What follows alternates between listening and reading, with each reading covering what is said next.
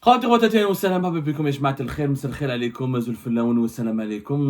vous allez bien, j'espère que vous passez un bel été et j'espère surtout que vous arrivez à survivre en ce qui concerne nos compatriotes qui habitent dans les régions les plus chaudes du pays avec des températures caniculaires extrêmes, des départs de feux de forêt dans plusieurs régions en Kabylie, dans plusieurs autres wilayas du pays, des coupures d'eau, des coupures d'électricité. Bon courage à tous nos compatriotes. Bien sûr qu'il n'y a pas que les problèmes en été en Algérie. Vous savez aussi, envie de celles et ceux qui ont la chance d'habiter encore en Algérie, qui sont encore en Algérie, ont la possibilité de savourer des paysages de folie, des paysages féeriques, un pays très joyeux avec une volonté de survie, une volonté de vivre et de croquer la vie à plein dents, qui est exceptionnelle et qui force le respect, l'admiration. Et avec tous les problèmes, malgré tous les problèmes que nous avons en Algérie, politiques, économiques, sociaux, mais nous restons un peuple bon, de bons vivants, joyeux, qui aimons vivre, qui aimons déguster, qui aimons savourer la vie. Et donc, quand on parle de l'Algérie, il n'y a pas que des problèmes, certes, mais nous, on est obligé de souligner les problèmes dans notre pays parce que on a comme devoir de vous éclairer la lanterne, de vous proposer des pistes de réflexion, de contribuer à des solutions pour permettre à notre pays de se développer encore davantage et parce que nous aimons cette Algérie, que nous estimons qu'elle mérite beaucoup mieux elle mérite une autre posture, en tout cas elle mérite beaucoup mieux que ce qu'elle est en train de subir en ce moment comme problème de sous-développement alors que nous sommes un pays continent et que nous avons l'opportunité et la possibilité d'être un pays, une véritable puissance émergente et régionale qui offre à sa population du développement, du bien-être, de la prospérité et de l'épanouissement. Ce n'est pas le cas encore malheureusement. Nous allons un sujet je pense que c'est un tabou qu'il faut absolument briser. Il y a un tabou dangereux dont personne ne veut, un tabou dangereux auquel personne ne veut s'attaquer, et on veut nous faire croire, ah non, mais voilà, à chaque fois qu'on parle de ce sujet, ah vous ne connaissez rien, vous êtes des amateurs, vous n'êtes pas des experts, vos sources sont fausses, vous êtes manipulés, c'est pas la vérité. Ce tabou et ce dossier concerne les relations algéro-russes. Force est de constater, il est temps, Yashma'a, de voir la vérité et la réalité en face. Il y a une vérité qu'on ne peut plus la nier. L'Algérie et la Russie, ça se passe mal. Il faut arrêter de nous raconter des salades. Il faut maintenant ouvrir les yeux. Depuis début de l'année 2024, l'Algérie et la Russie ne sont plus dans le même camp. Je dis bien, ne sont plus dans le même camp. La relation stratégique exceptionnelle qu'il y avait entre l'Algérie et la Russie est en train de s'effondrer, de s'effriter. Et la Russie s'éloigne de jour en jour de l'Algérie. Chaque jour que Dieu fait, la Russie, depuis notamment début d'année 2024, s'éloigne de l'Algérie et la Russie se rapproche beaucoup plus maintenant et elle mise beaucoup plus sur les adversaires directs et stratégiques de l'Algérie. Et il faut casser ce tabou. Avec le régime Tebboune, jamais aucun président algérien n'a eu autant de mauvaises relations ou n'a créé autant de tensions ou de malentendus avec la Russie qu'avec le président Abdelmadjid Tebboune. Jamais on a eu une série d'incompréhension et d'éloignement. Parce que normal, même dans un couple, il y a des incompréhensions et des malentendus, mais quand on est un pays ami, quand on est des pays partenaires, on est censé dépasser ces malentendus pour construire, pour avancer de l'avant. Alors, maintenant, on va essayer d'aborder ce sujet avec beaucoup de pédagogie. Qu'est-ce que c'est qu'un des pays qui sont amis et partenaires? Les pays qui sont partenaires sont censés être des alliés. Quand on est allié, quand on est deux pays alliés, on a 3 points communs. Ou on a 3 axes qui déterminent notre relation. Le premier axe, c'est qu'on ne s'attaque pas mutuellement.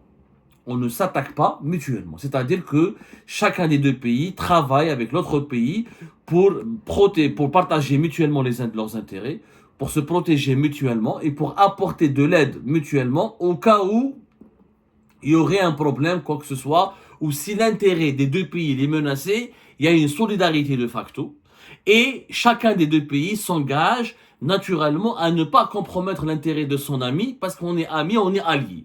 On partage les mêmes intérêts, et quand on ne partage pas les mêmes intérêts, chacun des deux pays amis alliés s'engage à ne pas torpiller les intérêts de son ami. Deuxième axe, c'est l'axe de la coopération économique. Généralement, les pays alliés, les pays stratégiques qui ont une relation, un partenariat stratégique, c'est des pays où il y a beaucoup d'échanges économiques.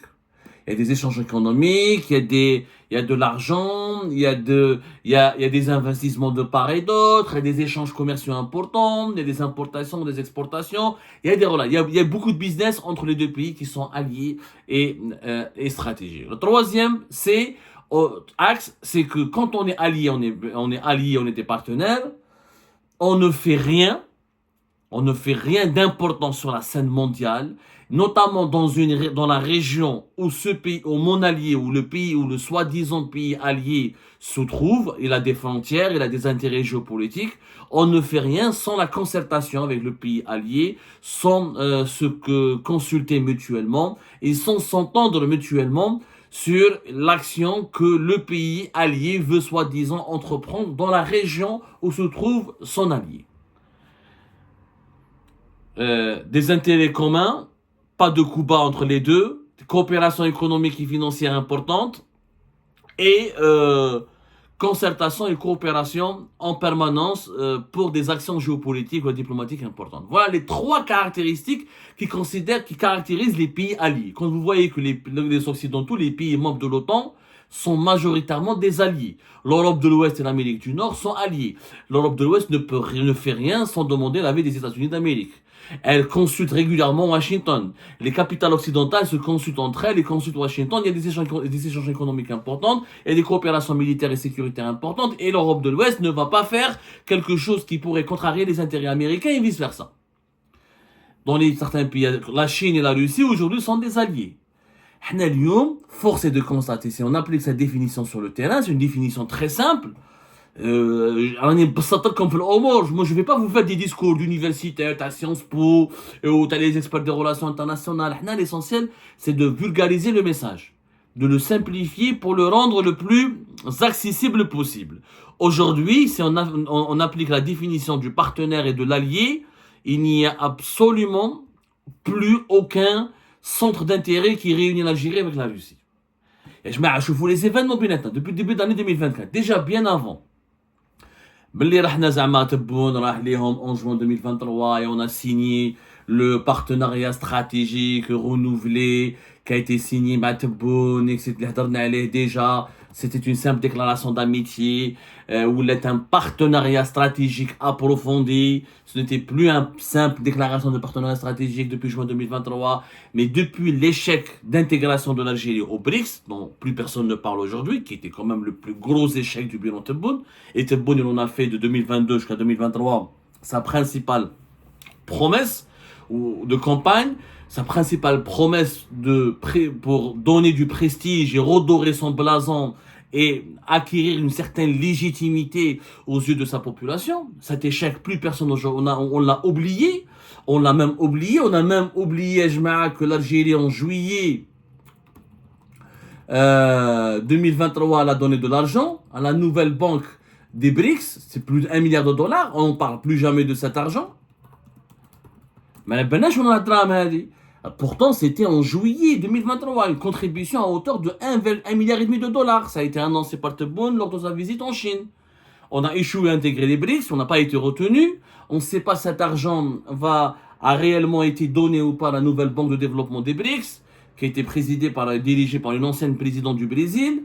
Donc l'échec du BRICS, plus personne n'en parle. Et depuis cet échec, les relations algéro-russes ont totalement changé. Totalement changé. À côté de suivez un peu les derniers événements. Ce qui se passe au Sahel. La Russie soutient militairement, financièrement, les régimes du Niger et du Mali et du Burkina Faso, surtout du Mali et du Niger, qui sont des pays frontaliers directement de l'Algérie, avec lesquels l'Algérie a beaucoup de problèmes, surtout avec le Mali. Les mouvements armés Azawad, les rebelles Touareg qui font la guerre aux militaires maliens, qui sont soutenus militairement, financièrement et politiquement par la Russie à travers les paramilitaires de Wagner, sont en guerre directe. Ils ont critiqué l'Algérie à maintes reprises en 2023 en 2024. On a frôlé la rupture des relations diplomatiques. Le principal opposant, l'imam salafiste et Mahmoud Dekou, a été accueilli à Alger. Il a même officié comme imam à la grande mosquée d'Alger. L'Algérie a une politique totalement hostile au régime de transition malien comme au régime de transition nigérien, mais elle est beaucoup plus hostile aux militaires maliens qu'aux militaires du Niger. Les relations du Niger avec l'Algérie l'Algérie reste aussi froide. Le Niger a beaucoup de malentendus avec l'Algérie. Ce sont des pays amis et satellitaires de la Russie aujourd'hui. Ce sont des alliés de la Russie dans la région. Ce sont même devenus des protectorats de la Russie dans la région. Et pourtant, nous avons de très mauvaises relations avec eux. Ouchisara, entre fin juillet, lorsque les rebelles Touareg ont assassiné plus de 80 Russes paramilitaires Wagner, avec la contribution des services secrets ukrainiens. Et c'est le patron des services secrets ukrainiens qui a reconnu ça dans une déclaration publique à la presse. Il y a eu des enquêtes de The Guardian, il y a eu des enquêtes de la presse ukrainienne qui ont publié des détails précis, des photos précises. Il y a eu même des photos de militaires de services de renseignement ukrainiens qui ont opéré à la frontière de l'Algérie. Tinzaouatine, la malienne, elle est à 9 km, 10 km de la Tinzaouatine algérienne. La bande frontalière, le territoire dans lequel se sont déroulés les combats où beaucoup de Russes sont morts, c'était à quelques dizaines et centaines de kilomètres de la frontière algérienne. Comment les services ukrainiens ont pu opérer juste à côté de la frontière algérienne sans que les services secrets algériens ne soient au courant? Comment se fait-il que les Algériens n'ont pas coopéré avec leurs alliés russes pour leur dire attention, il y a des services secrets ukrainiens qui sont venus et qui sont en train d'aider les rebelles Touareg pour vous faire du mal à vos compatriotes qui sont les forces paramilitaires Wagner. Il y en a qui disent que ce sont les Américains qui ont fait déployer les Ukrainiens au nord du Mali. Comment les Ukrainiens tahouf au nord du Mali? Il y a une seule façon de venir au nord du Mali, c'est traverser le ciel algérien. Puisque la Libye, elle est divisée en deux, et que le maréchal Haftar, l'allié de la Russie, l'allié de Poutine, qui contrôle la majeure partie du territoire libyen, ne va pas autoriser à ce que les services secrets ukrainiens jouent aller, parce qu'il est l'allié de la Russie. منين جاو les Ukrainiens جاو على le Maroc sans ما نباليش جاو منين جاو les Ukrainiens منين جاو كيفاش les services secrets ukrainiens ont opéré à quelques kilomètres de nos frontières sans que les services secrets algériens, sans que l'armée algérienne, sans que l'État algérien ne soit au courant. Le Mali, il a rompu récemment ses relations diplomatiques avec l'Ukraine parce que le chef des services secrets ukrainiens a fait des déclarations publiques que vous pouvez retrouver dans la presse où il dit nous avons donné des renseignements et ils ont reçu de l'aide, les rebelles Touareg. Les rebelles Touareg, je signale, ils viennent à Alger, beaucoup d'entre eux sont aidés par Alger, financés par Alger, ils négocient à Alger, ils s'appuient sur l'Algérie pour essayer d'avoir un accord avec les militaires maliens qui ne leur reconnaissent plus aucune légitimité. Les militaires maliens veulent les désarmer, veulent les éliminer, veulent contrôler leur pays, ne reconnaissent plus aucun mouvement séparatiste. Comment l'Algérie laisse ses alliés travailler avec les services ukrainiens pour tuer des Russes qui sont censés être nos amis? C'est troublant tout ce qui se passe. Ne me dites pas qu'il n'y a pas de problème. Je vois quelques experts algériens, des experts de pacotille, des experts du dimanche, comme on les appelle, des universitaires qui sont téléguidés par le régime algérien, ils battent vers les médias internationaux, parce il n'y a pas de problème entre l'Algérie et la Russie, j'ai juste des misententes. Wallah, la misentente. Contre Maréchal Haftar, le 8 août dernier, le 8 août, semaine hadi, qui a reçu des armes russes. Il est armé par, on estime que toutes les forces Wagner passent par Benghazi, par le territoire contrôlé par le maréchal Haftar. On parle de 1800 à 2000 hommes. Toutes les livraisons d'armes les plus importantes pour le maréchal Haftar viennent de Russie, alors qu'il a d'autres alliés qui sont l'Égypte, qui sont les Émirats. Il y a même des armes russes qui passent par l'Égypte pour aller vers Haftar. Haftar, il est soutenu militairement essentiellement par la Russie, alors que ses adversaires, le gouvernement de Tripoli, il est soutenu essentiellement par la Turquie. Il est reconnu, soutenu par l'Algérie. Mais militairement, c'est la Turquie. L'Algérie soutient beaucoup plus diplomatiquement et politiquement que militairement. Le maréchal Haftar a annoncé une opération militaire importante à la frontière de l'Algérie et de la Tunisie, notamment à la frontière de l'Algérie pour sécuriser la bande frontalière, sécuriser la frontière avec l'Algérie, récupérer des villes, récupérer certaines localités qui ont échappé à son contrôle, ce qui a ravivé les craintes de déclenchement d'une nouvelle guerre civile en Libye, et l'Algérie a exprimé ses craintes. Juste après la déroute des forces Wagner, 20 juillet au nord du Mali, le maréchal Haftar, allié de la Russie, base arrière des forces Wagner au Maghreb et en Afrique du Nord, fait une opération militaire à la frontière de l'Algérie. C'est qu'il y a un message qui est clair, c'est que les Russes pensent que les Ukrainiens sont passés à côté de l'Algérie, ou peut-être même pas l'Algérie, pour aller au nord du Mali, aider les rebelles Azawad, les forces rebelles de l'Azawad, pour s'attaquer, pour nuire et pour tuer, assassiner, neutraliser, capturer les forces russes par Wagner. Le fils, Saddam Haftar, le fils de Haftar, Maréchal Haftar, est un ennemi de l'Algérie, déclaré. Il le critique, il critique le rôle de l'Algérie, il supporte pas l'Algérie. Pour lui, l'Algérie fait de l'ingérence en Libye, elle soutient des islamistes, la majorité du gouvernement de Tripoli c'est tenu par des milices islamistes. Il a un grand différend avec l'Algérie. Et Maréchal Haftar est du côté des Émirats Arabes Unis et du côté de l'Égypte. Mais comme par hasard, il est soutenu par la Russie, qui sont censés être nos amis. Mais il a un problème direct avec l'Algérie. S'entend pas. D'ailleurs, l'Algérie, l'a dit, Tebboune l'a dit plusieurs fois. Il a même dit une fois dans un entretien Al Jazeera que le jour en 2019, quand le maréchal Haftar a tenté de reprendre Tripoli par les forces, il a failli y parvenir.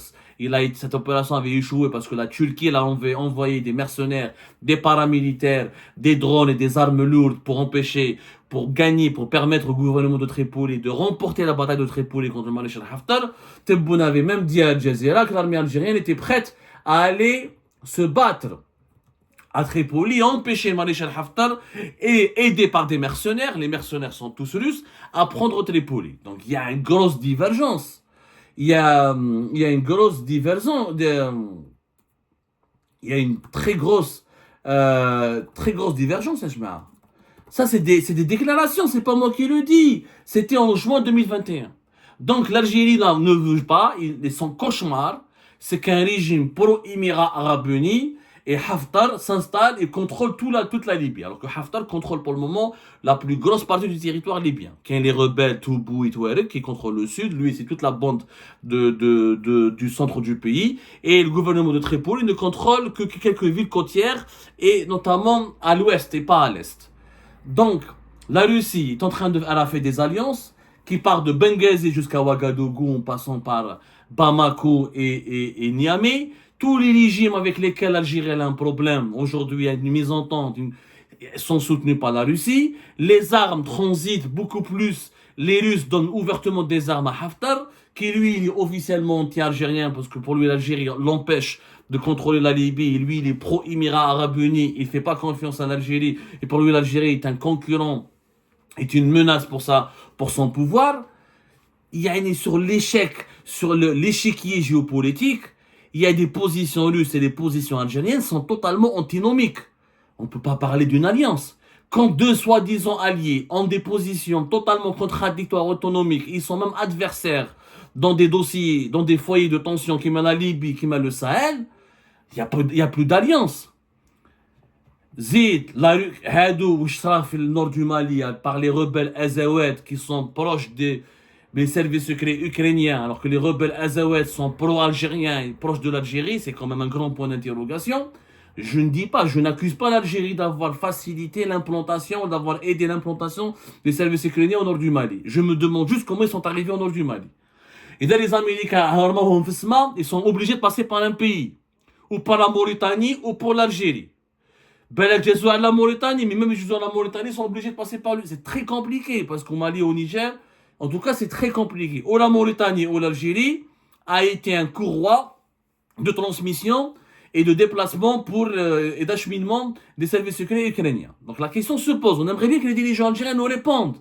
C'est des faits. Bin les Russes, il y a un problème. Ou ça, le 7 août dernier, le Conseil de sécurité de l'ONU, quand l'ambassadeur russe attaque directement Iman Khalif, il la traite d'un homme qui maltraite les femmes. Il ne visait pas que le comité olympique international. Il savait l'ambassadeur russe savait pertinemment qu'Iman Khalif est algérienne. Il le sait. Maouch Ahmar. La belle Bkoulish. Iman Khalif est une algérienne. L'Algérie est en train de soutenir sa championne. Attendez deux pays alliés. Est-ce que vous avez vu les États-Unis qui s'attaquent à un champion ou à un visage emblématique du sport français ou du sport britannique? J'ai jamais vu ça. Est-ce que vous avez vu les Russes s'attaquer à des sportifs chinois? ما شفناش يا جماعة باش نتفاهموا مليح. Mais la Russie, en pleine séance du Conseil de sécurité de l'ONU, elle s'est attaquée à une Algérienne, Iman Khalif, qui est devenue le symbole de l'Algérie à l'étranger. Et le symbole du combat de l'Algérie pour la réhabilitation et son prestige, pour son image, etc. Ou être une affaire d'État en Algérie. Nos alliés russes parlent de Iman Khalif. Donc, ce n'était pas des sautes d'humeur. C'était pas uniquement des sautes d'humeur. C'est pas des faits isolés. L'échec des BRICS, que la Russie n'a pas voulu prendre l'Algérie, il faut dire la vérité, parce que les dirigeants algériens, ils le disent, zafou bzaf à la Russie, parce que la Russie n'a pas aidé à l'Algérie à ce qu'elle puisse intégrer les clubs des BRICS. Ou Sergei Lavrov, la conférence, c'était le sommet de Johannesburg à la fin du mois de août 2024, lorsqu'ils ont annoncé l'intégration des nouveaux entrants, les Émirats Arabes Unis, l'Égypte, l'Argentine, l'Iran, l'Éthiopie et l'Arabie Saoudite, les 6 nouveaux entrants. Nous avons choisi des pays selon leur autorité, selon leur poids, selon leur économie, selon leur prestige sur la scène internationale. Ça a beaucoup blessé les dirigeants algériens qui ont estimé que la Russie a écarté l'Algérie. Elle estime que l'Algérie n'est pas une puissance, n'a pas d'autorité, n'a pas de poids sur la scène internationale. Mais s'il n'y avait pas que la Russie qui décide au sein des BRICS, l'Inde ne voulait pas de l'Algérie, la Chine n'affectionnait pas particulièrement l'Algérie. En fait, Tebboune, il l'a dit d'ailleurs en octobre 2023. L'échec des BRICS fait octobre 2023. Il a fait une conférence de presse, il a fait une rencontre avec les médias qui n'a jamais été rendue publique parce qu'il a fait des déclarations très graves où il a dit c'est bon, l'épisode du BRICS il est complètement dépassé et ça nous intéresse plus maintenant, on va plus parler des BRICS parce qu'il a échoué. Où il a critiqué, voilà, les BRICS ont choisi des pays pauvres. L'Égypte, par exemple, ils ont beaucoup de bidonvilles, ils n'ont ni économie, etc. Le dossier, il est clos, ça nous intéresse plus. Je crois que les BRICS, ils ont choisi d'autres pays. On méritait mieux que ces pays d'intégrer les BRICS. Mais tant pis pour les BRICS, je passe à autre chose. Et depuis, les relations ont complètement changé. Qu'est-ce qui se passe? En fait, il y a une première grille.